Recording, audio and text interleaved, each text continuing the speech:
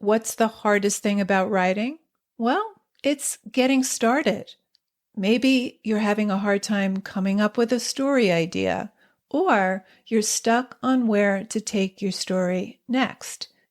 If you want a way into a story or a way through, I have 9 story starters to help you. This free PDF is full of story seeds and prompts to get you going. To download your 9 story starters, go to nancypanuccio.com/start. That's Nancy with an I, Panuccio with 2 C's, nancypanuccio.com/start. You want to close your first scene with a sense that your character's troubles are just beginning, that things are going to get much worse. You want to leave the reader guessing, leave them hungry for more. They should leave your first scene worried about your protagonist.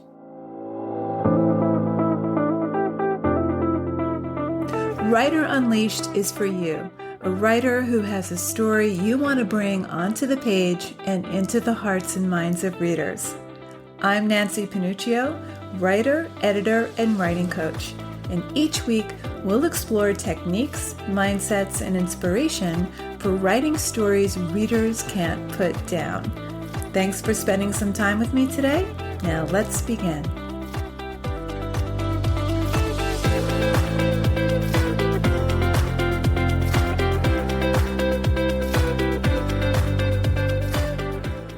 How do you write a riveting opening scene? A scene that has the reader on the edge of their seat, invested in what might happen next. Your first scene is crucial. It's where the curtains open on your story.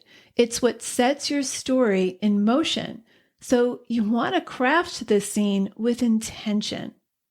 Now, before we dive in, I want to make a distinction between a prologue and your first scene. A prologue is not the same as your first scene. They're 2 totally different things. A prologue gives your reader essential information that doesn't fit into the linear chronology of the story. It may be set in the future of the story, or it may be set in the distant past.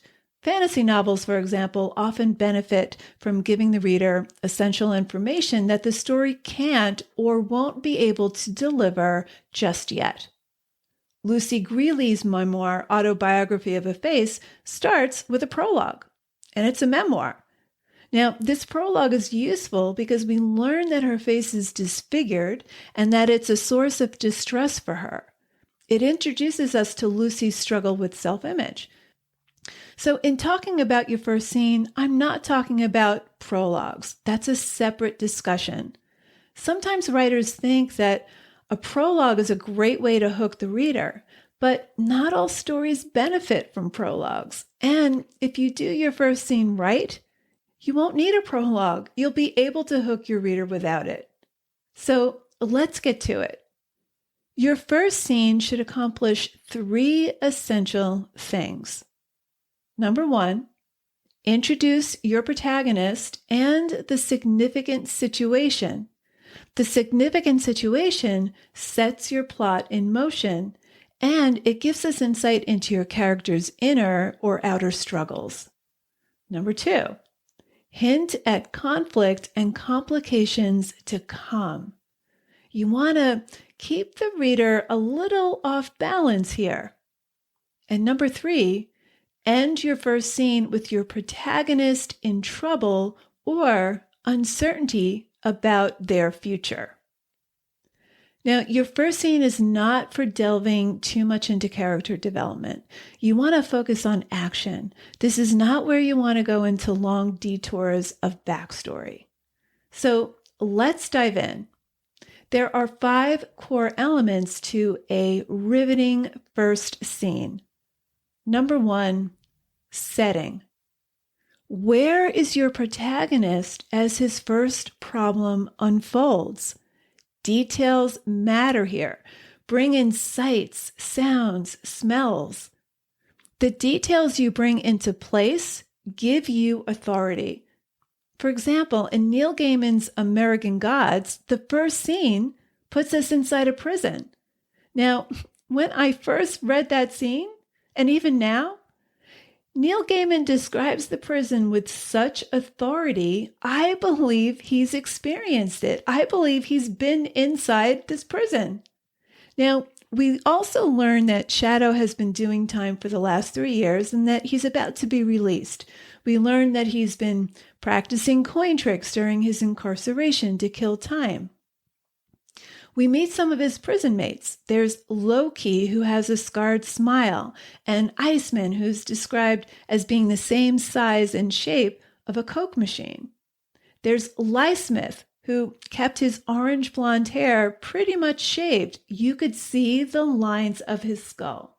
And while he's struggling to sleep one night, several cells away, he hears a man whine, howl, and sob like an animal.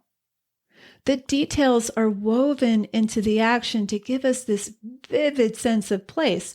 So the physical details and the kinds of people who populate that place give us a vivid sense of the culture he's in. And we intuitively understand why being released is so important to him. Core element number 2, significant situation. Now, this is often called the inciting incident. So something happens outside your protagonist's control that spins his or her life into another direction, one that your protagonist is not equipped to handle. Something bad, mysterious, challenging, or tragic happens to your protagonist in real-time action. It's unfolding for the reader as though it's happening now. Your character reacts to it, and it's acted out in real time. So back to American Gods.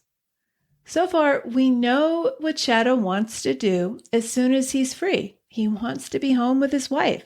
He wants to take a bath. He wants some simple things. Now we learn what's important to him. We learn what's at stake.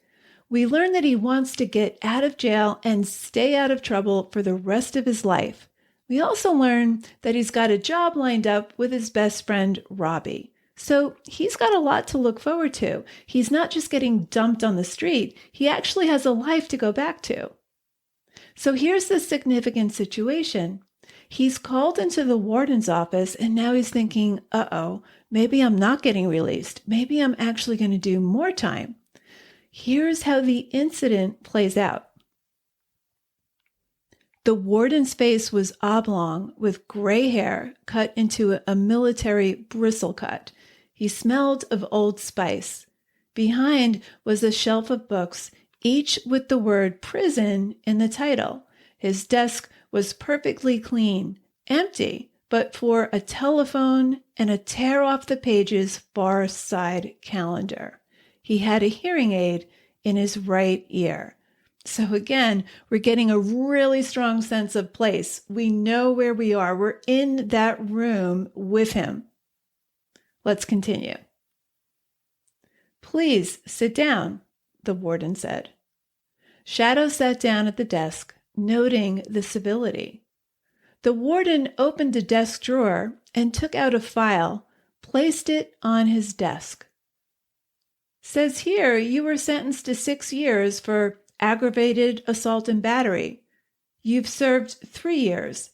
You were due to be released on Friday. Were? Shadow felt his stomach lurch inside him. He wondered how much longer he was going to have to serve. Another year? 2 years? All 3? All he said was, "Yes, sir." The warden licked his lips. "What did you say?" I said, "Yes, sir." Shadow, we're going to be releasing you later this afternoon. You'll be getting out a couple of days early. The warden said this with no joy, as if he was intoning a death sentence. Shadow nodded, and he waited for the other shoe to drop. The warden looked down at the paper on his desk. This came from the Johnson Memorial Hospital in Eagle Point. Your wife. She died in the early hours of this morning. It was an automobile accident. I'm sorry.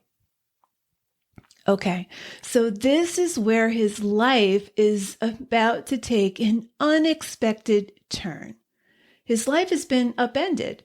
It already was, but now it's about to get a whole lot worse. His whole reason for getting released in the first place is gone. So your first scene disrupts your protagonist's status quo. It creates instability.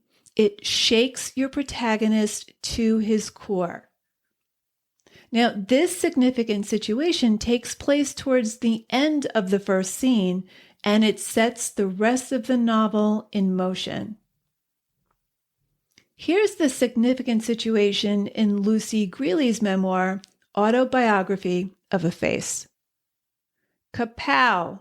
I was knocked into the present, the unmistakable now, by Joni Friedman's head as it collided with the right side of my jaw.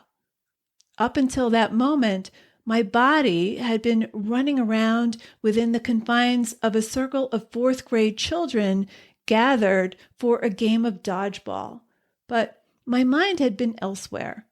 For the most part, I was an abysmal athlete, and I was deeply embarrassed whenever I failed to jump bravely and deftly into a whirring jump rope, ever threatening to sting if I miscrossed its invisible boundaries, like some science fiction force field.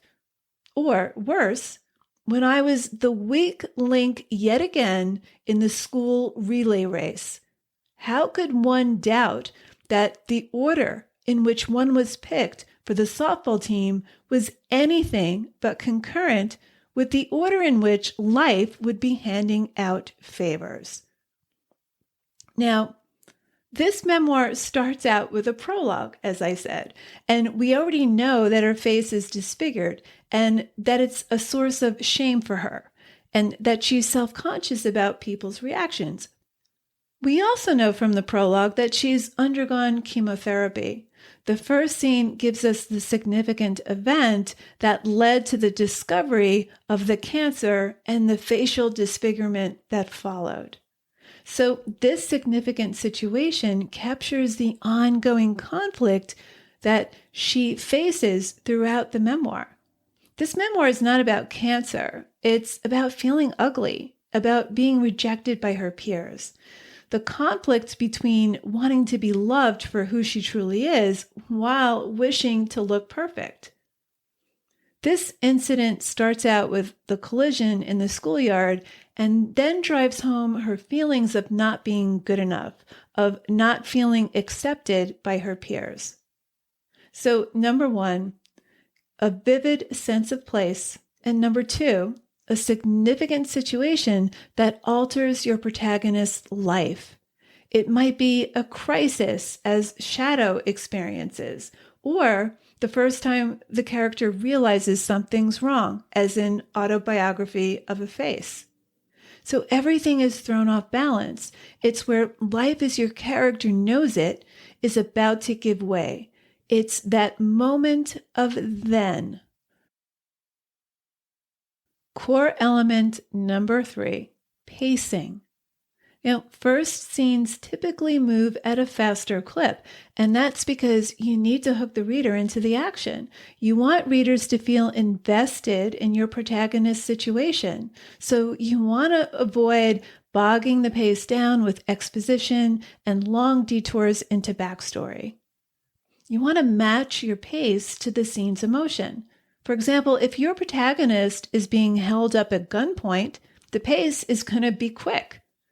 If your protagonist's troubles are more internal, the pace might be a little slower, but you want to be careful not to take these long detours into description or exposition, because this will drag the pace down and lose the reader.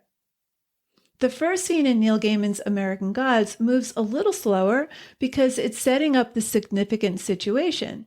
We need to know a few things about Shadow to know what's at stake and to feel the full impact of the significant situation that propels the plot into motion. The significant situation, though, is paced quickly, but it's all conveyed through action, not exposition, which would slog the pace and bore your reader.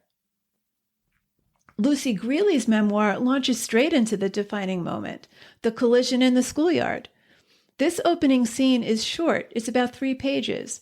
So she hits us with the incident, and then she pulls it back and she slows the pace to match the emotion.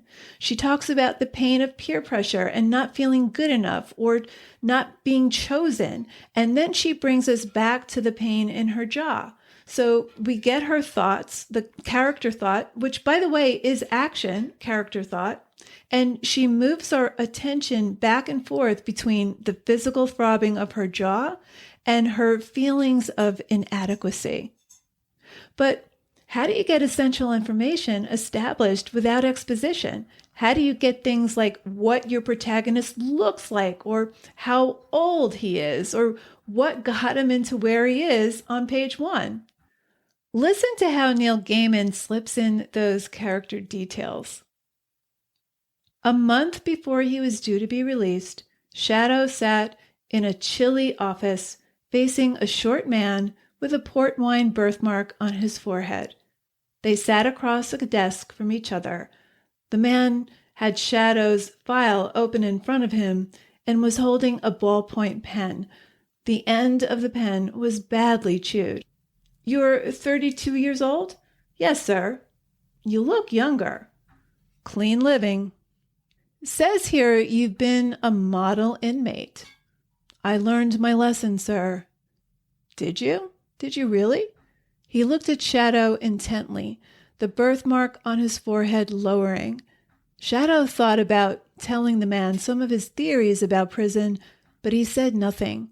He nodded instead and concentrated on appearing properly remorseful. "Says here you've got a wife, Shadow." "Her name is Laura." "How's everything there?" "Pretty good.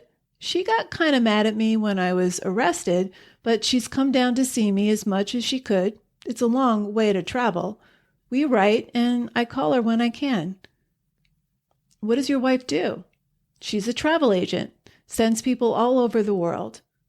"How did you meet her?" Shadow could not decide why the man was asking.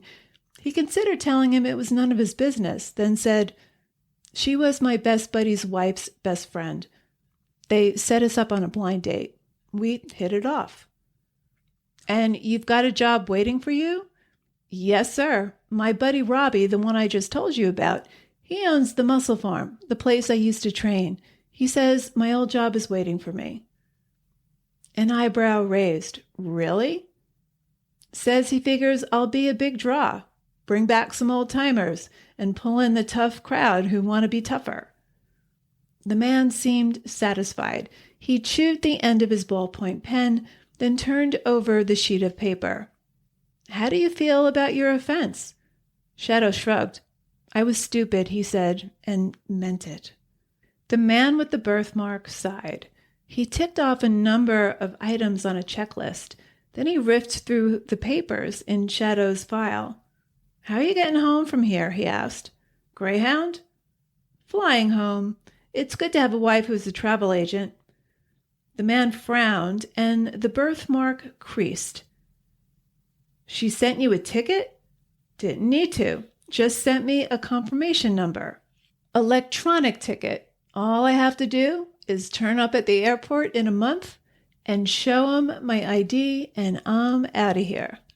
Okay, so rather than tell us Shadow's age and how he met his wife and going into all that backstory and how they've been communicating all this time and the logistics of how he'll get home upon his release, etc., Neil Gaiman embeds all of that into a dialogue exchange. Very skillfully done. And core element number 4, dramatic tension. Dramatic tension is a way of throwing your reader off balance. For example, Shadow is not your typical prisoner. We learn from the first scene that he's in for aggravated assault and battery. We also learn that he's a big guy, but he's also quiet. He minds his own business. He says, "Yes, sir," to the prison guards and the warden. In fact, they're thrown off balance by his deference to them. Because everyone around him, the prison mates, the warden, the guards, they're all what we expect. So now we're curious about Shadow. I want to know more about what led him to be incarcerated. I'm already thinking there must be more to his story. There must be some mistake here. And the implicit promise of that first scene is that all these missing pieces will be filled in due time if I keep reading. So a great way to create tension in your first scene is to put your protagonist in a setting where he or she feels displaced. Lucy Grealy feels like an outsider in her own familiar schoolyard. Tension also comes from hinting at conflict and complications to come. In Lucy Grealy's memoir, she keeps circling back to the pain in her jaw. At one point, it starts throbbing. She then moves away from the physical pain to think about the emotional pain, which she's typically in, and then she comes back to the physical pain. In American Gods, there's a lot of tension embedded in the details. As Shadow's release date comes closer, he starts to dread that something bad will happen. Here's an excerpt. Shadow was not superstitious. He did not believe in anything he could not see. Still, he could feel disaster hovering above the prison in those final weeks, just as he had felt it in the days before the robbery. There was a hollowness in the pit of his stomach, which he told himself was simply a fear of going back to the world on the outside. But he could not be sure. He was more paranoid than usual, and in prison, being paranoid is a survival skill. Shadow became more quiet, more shadowy than ever.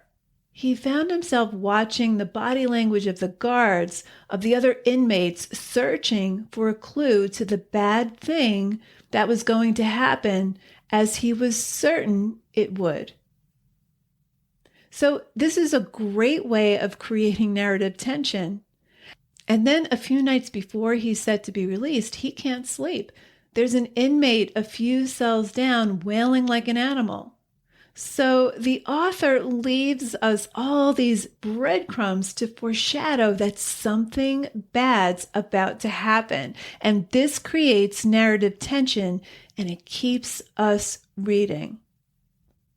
And core element number 5, end the scene with resolutions hanging.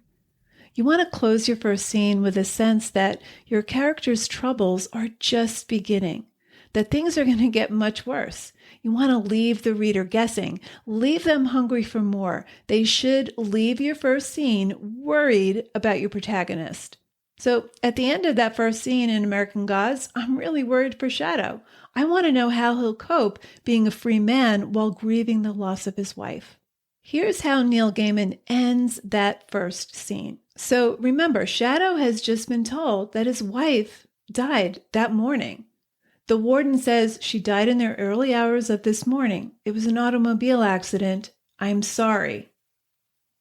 Shadow nodded once more. The warden walked him back to his cell, not saying anything. He unlocked the cell door and let Shadow in. Then he said, "It's like one of them good news, bad news jokes, isn't it? Good news, we're letting you out early. Bad news, your wife is dead." He laughed as if it were genuinely funny. Shadow said nothing at all. So we leave the scene with Shadow in shock. We are in shock. We don't get his thoughts or his feelings about the news. We don't get his plans on what he intends to do next or where he decides to go now that his wife is dead. We don't get his response at all, but we are worried about him. We're worried about his fate. Here's how Lucy Grealy ends her opening scene. So remember, she starts with the collision in the schoolyard, then moves into her thoughts about not feeling accepted by peers. So we see her struggles with self-esteem. In the middle of the scene, she focuses on the pain and throbbing in her jaw, so we know intuitively that this pain is significant. And she ends the scene with this. "Are you all right, dear?" Interrupted in my twilight, I looked up to see Mrs. Minkin, who was on playground duty that afternoon. In her plaid wool skirts and thick makeup, luridly ugly to school children's eyes, Mrs. Minkin was not someone to whom I was willing to admit distress. "I'm fine, thank you." And I was fine. As quickly as it had happened, the sharp ache in my jaw receded, and my sense of self transported itself back to the playground. I quickly stood up and brushed myself off.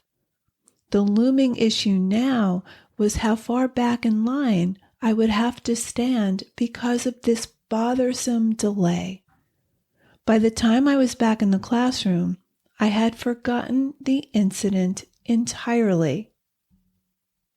Okay, so we know from the prologue, which is set in the future when Lucy's 14 years old, that this ache in her jaw is significant. But the author ends the scene with her brushing it off and focusing instead on the emotional pain of feeling like a social outcast. The looming issue now was how far back in line I would have to stand. So we leave the scene with her dismissing the physical pain, and we expect that the pain in her jaw will return and that it's somehow related to the cancer and facial disfigurement we learned about in the prologue. So we keep reading to learn the story behind her cancer and her facial disfigurement. We end the scene with Lucy not yet aware of the implications of the significant moment, the collision in the schoolyard. The implicit promise of reading further is that we'll learn with Lucy that she has cancer and will go on the journey with her.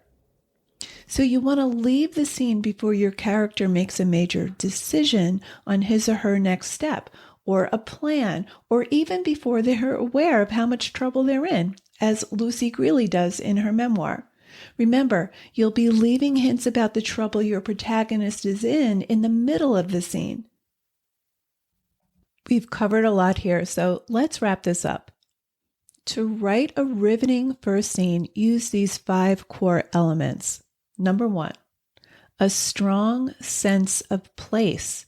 Choose details we can see, hear, touch, and smell. Weave the details into the action. Be precise. Number 2, significant situation. Something bad, mysterious, challenging, or tragic happens to your protagonist in real time. Something that your protagonist is forced to deal with. Number 3, pacing. Focus on action here. Avoid exposition and backstory that will bog your pace down and lose your reader. Match your pace with the emotional tone of the scene. Number 4, dramatic tension. Hint at conflict and complications to come. You want to withhold here. Rely instead on subtext. For example, Shadow's paranoia and fear and unshakable feeling that something disastrous was going to happen foreshadowed what did happen. The bad news didn't come out of the blue. The breadcrumbs were sprinkled throughout the scene. In Lucy Grealy's opening scene, she returns to the pain in her jaw just enough to let us know she's in trouble, even though Lucy herself is not aware of its significance yet. And number 5, end with the sense that your protagonist's troubles are just beginning. Leave tensions hanging. Don't rush to resolution. Don't have your protagonist make a decision or plan on how he or she will deal with their situation. And if they do make a decision, make it a bad, impulsive, or foolish choice, a decision or choice that will inflame an already bad situation. At the end of your first scene, you want your reader to worry about your protagonist's fate. So there we have it. Remember, the best way to apply these 5 elements is to go back and read the first scene in one of your favorite stories. Look for the significant situation. Look for the hints and foreshadowing. Look at the pacing and see how the scene ends.